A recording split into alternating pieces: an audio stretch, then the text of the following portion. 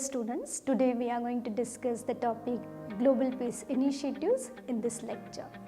What I am going to do through this lecture is that let me introduce briefly what we are going to go and learn from this. As you know that international relation is a very important subject, and in order to understand international relation, one tends to get engaged with the global politics, issues of peace, security. And from long time, this has been taught in all of the universities across the world. However, the question remains is that how one should engage and look at the gender discourse in the international relationship. A number of scholars have been, carried out the research work in this area, and there is no mention of the gender or woman in order to understand the circumstances, what goes on. So it remains, ideally a masculine domain in which that, it has been always been understood from the men's perspective. So let us raise some of the questions here to take further this debate. How the discourse of the international relation, global peace initiative emerged. As you know, during the World War I, when the international relations were discussed, it was the domain of the men, which I have already mentioned. So the debate on the international relation, global peace, the initiatives which were taken, it was ideally focusing on a larger aspect after the World War I, right? And later on that the Women's Organizing Group for Peace were engaged into this. Initially they were not part of that women's group and organization which were working on the women's peace. They were never considered as a part of this. So most recently that in 70s onwards, the role of the woman in the politics, war, peacemaking came into existence, and then researchers, scholars started reading, studying this area, analyzing, and then this is how the area promoted, right? Early feminists in fact offer a critique and raise the question, where are the women? There is this alleging no factors of the women who were employed in the military base around the world or working in the export processing zone, because women are also very part when they work, right? So the role of the woman in the peacemaking or the peacekeeping, peace building endures in several corners of the world.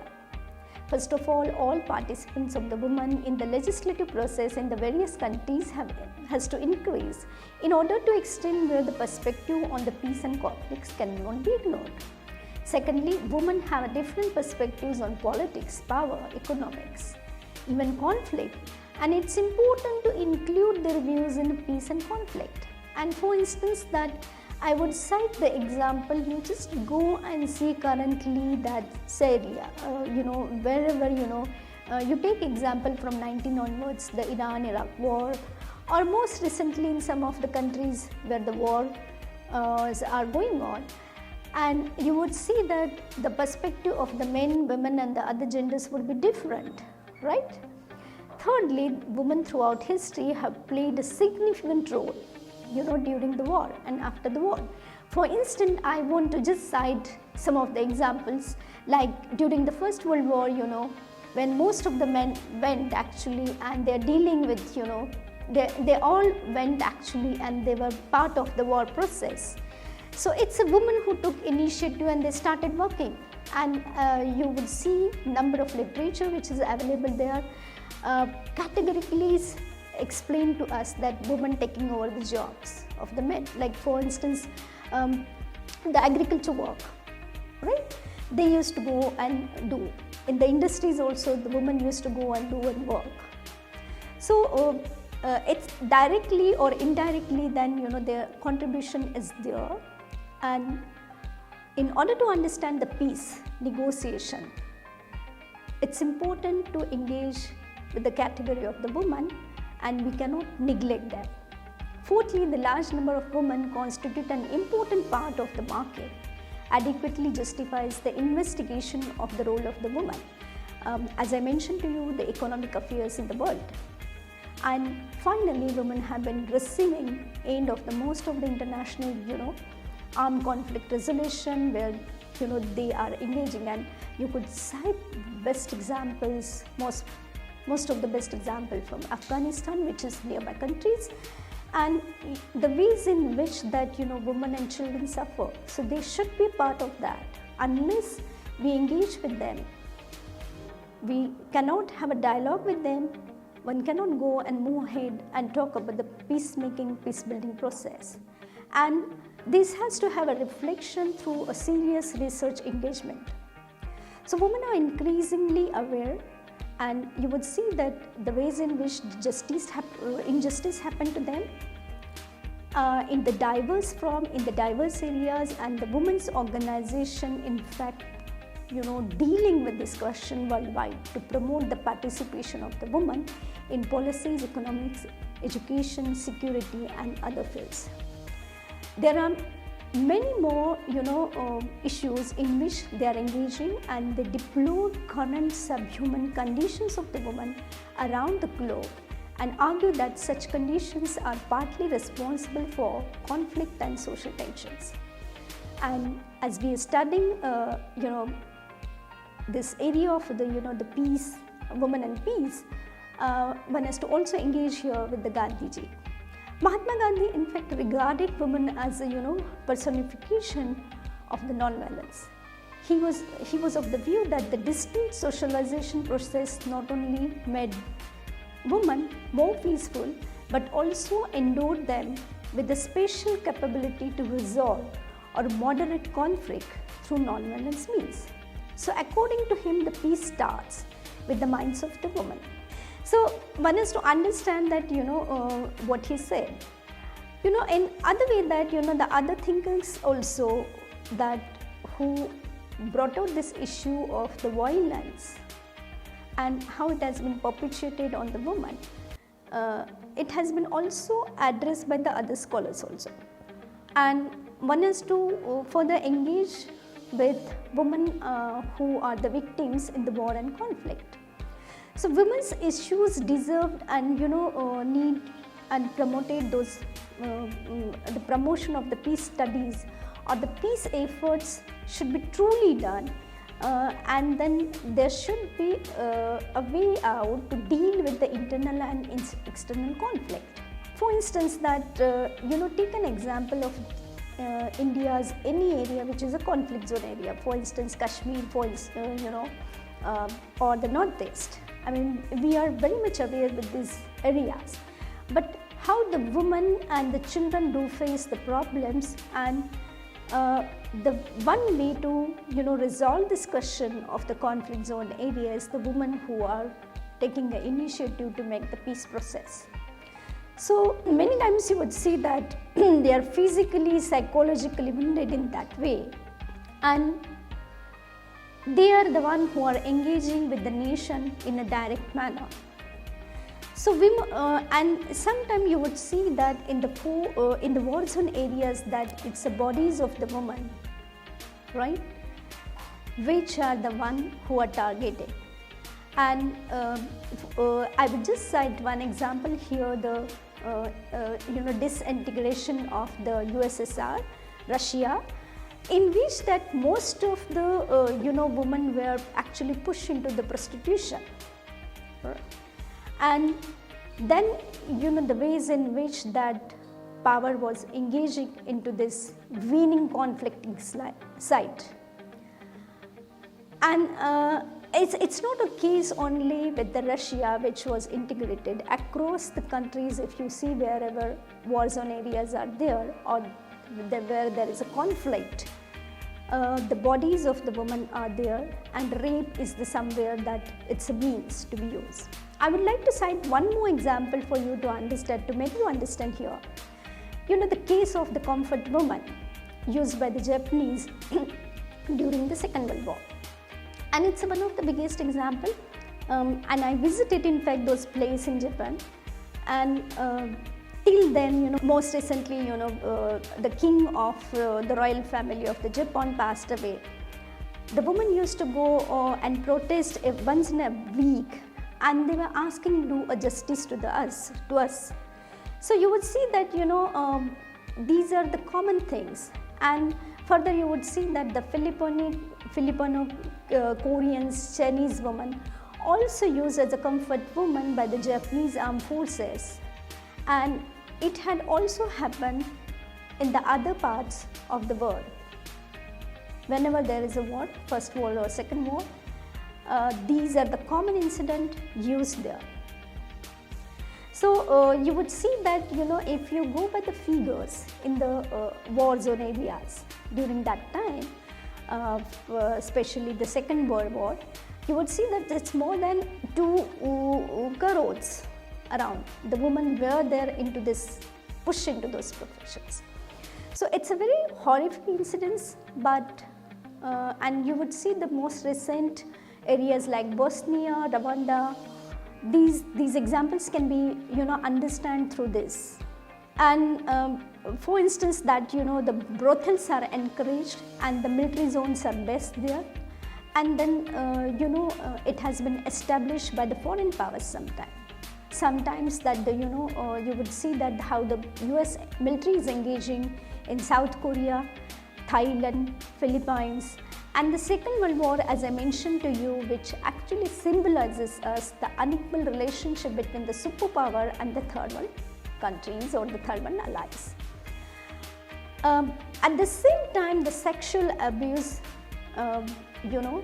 prostitution, violence, rape, it becomes then a part of the so-called sex industry in order to understand the power disparity between the nations and the inequality between genders.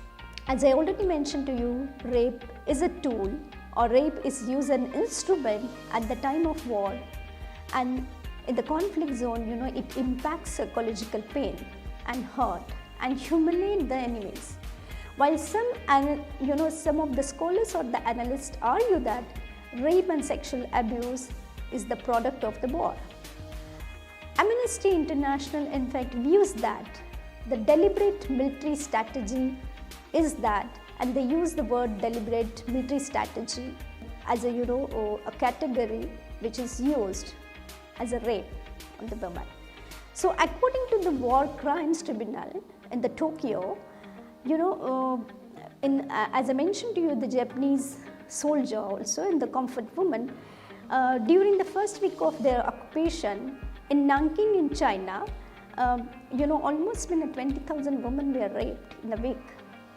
And while rape during the war is illegal, even though if you go by the United Nations resolution, particularly the Geneva resolutions, that's a crime.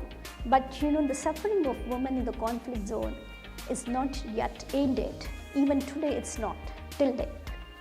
So according to the United Nations Development Programme, UNDP, what figure says is that 500,000 of women were raped during, for instance, 1994. I'm setting the example to give the figure, are the part of the genocide in African countries like Rwanda.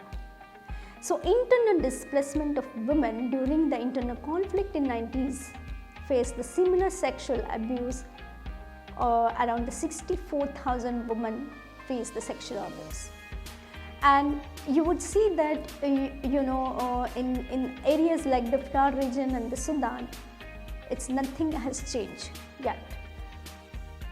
And if you go by another figures, it's again horrifying even in further like Bosnia, Herzegovina. These are the countries, Yugoslavia, where estimated women also raped in a week is 60,000. So it's a very, very acute, predominant ideas or the cases or the experiences faced by the woman at the time, and particularly the ways in which, if we look at the immigration or the refugee issues, which is an ongoing current issues, and I would cite the Rohingyas issues to make you explain that how women are suffering also. And you can in fact relate that. There's no question that what caste, community, religion one does belong to. It's a bodies of the women ideally end of the day getting humiliated, right? No respect and dignity to any woman. So million of the displaced women during the wars, not only the refugee, the immigrants sometimes, and it's a border issue end of the day. So families together are actually not able to do anything, and you would see the inhuman circumstances and the conditions which arises. And the risk during that time, and the rape, sexual abuse, and the hungry children. There are many several issues, but which are engaging in order to understand this peace and conflict resolution. So Women's International League Peace and Freedom took the initiative long before in the Nairobi conference in 75, and they categorically said that there should be anti-war, anti-nuclear movements.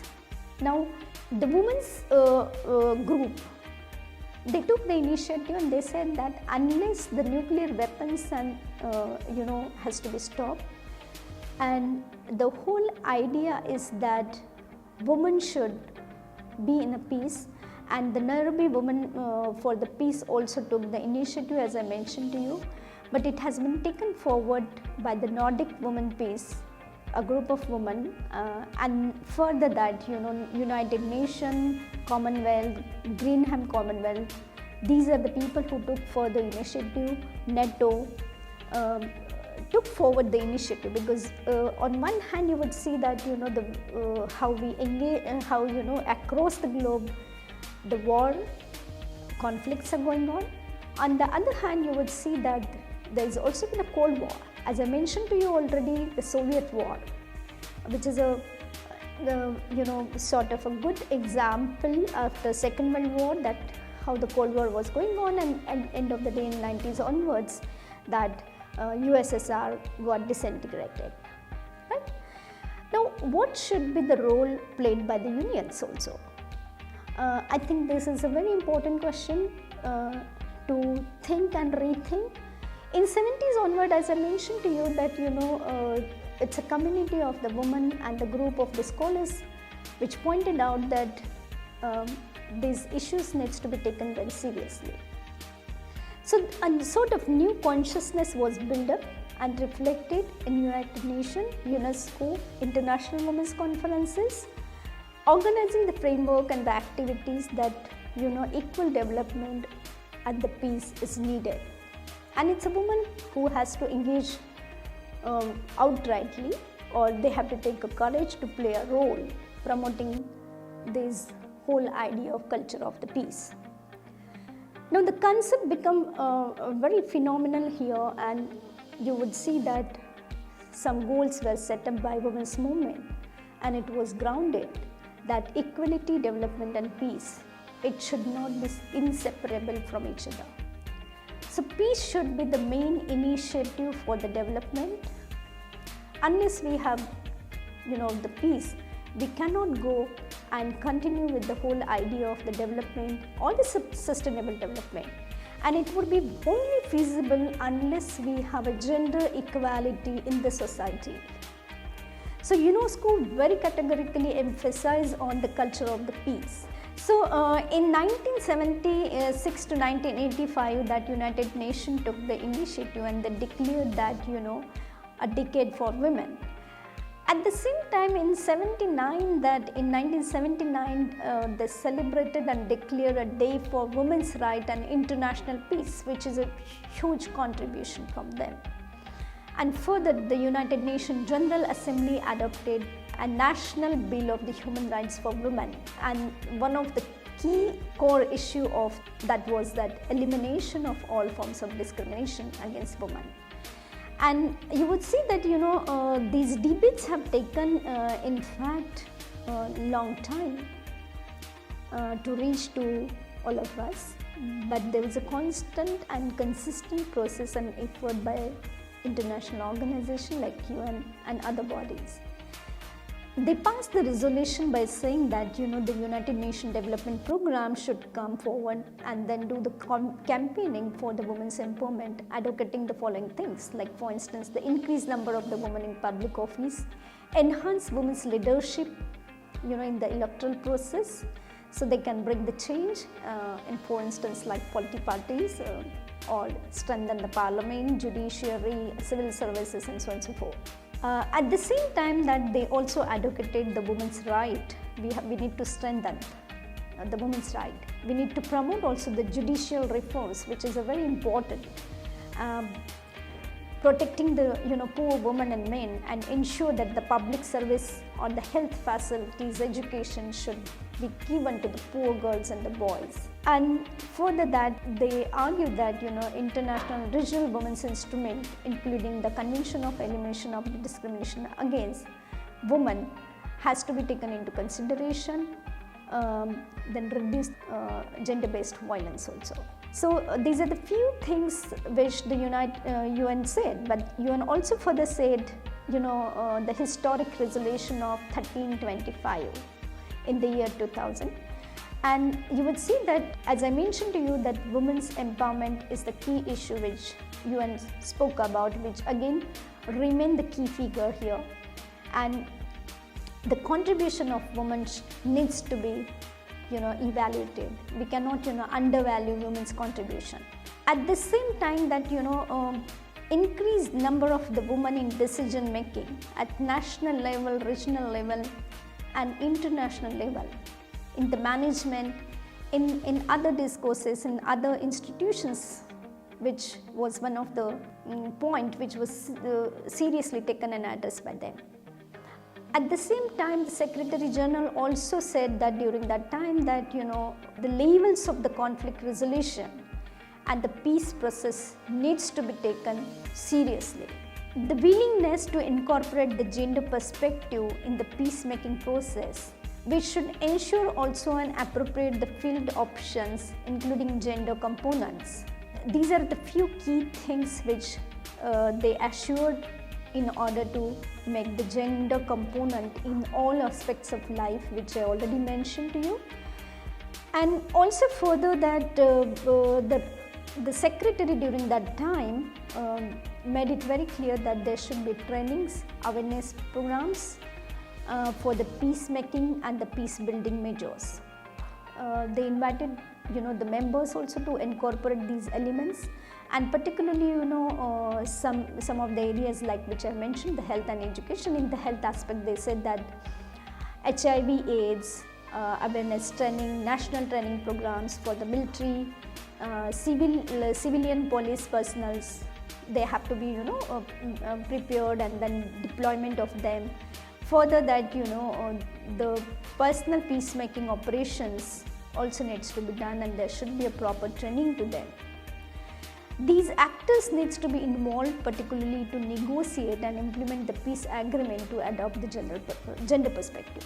One of the significant contribution is the international laws are applicable in the rights and protection of the women and girls in the armed conflict areas, also in context of refugees, immigrants, the whole idea of the illegal immigrants. If you go and analyze the international laws, you will see that these are again very serious questions which are debated, but not taken yet seriously.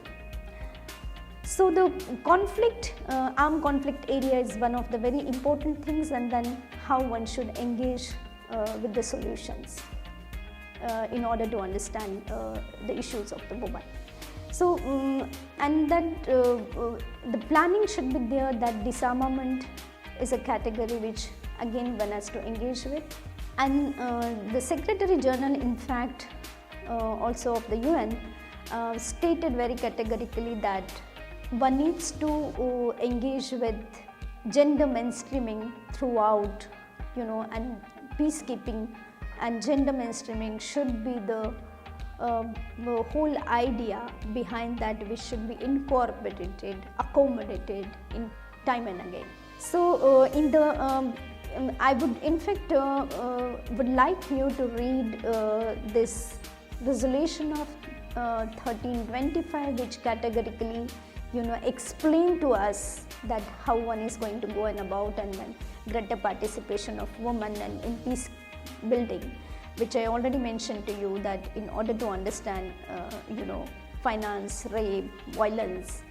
So these are the very important things which the UN peacekeeping forces also eventually got into, because as we know that the Arabian women also do face a number of the problems, and one would see that the awareness of the importance of the women's participation, development of gender action work, then deployment of the advisor to train and to improve the gender sensitivity, prevention as well as appropriate responses to violence against women in conflict zone, development of the execution of the code of conducts to deal with cases such as sexual harassment and so on, and greater women participation in post-conflict reconstruction activities.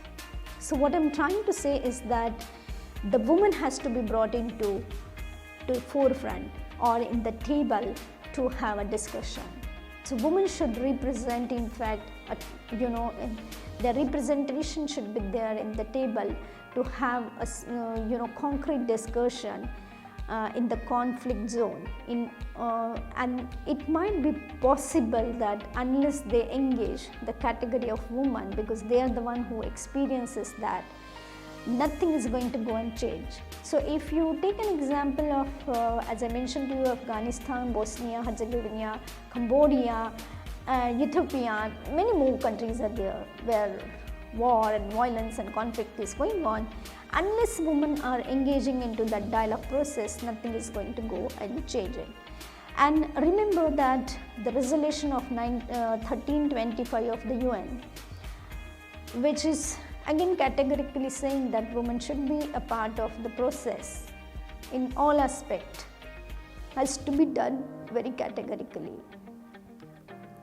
So what I'm trying to say is that by concluding this lecture, that we need to understand the greater participation of the women in the peacemaking and peace building process and peacekeeping operation.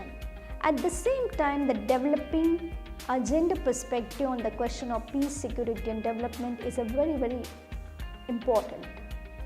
We need to recognize the contribution of women's group and organization at every level, from regional, state, national, international, global level, global peace level. And the kind of hurdles they do face, the women's organization, while peacemaking and peace building. So we need to also understand the limitations also, but we need to also promote and try to make it very clear that we want to build peace and conflict resolution, and women can contribute so much. Thank you for listening to me.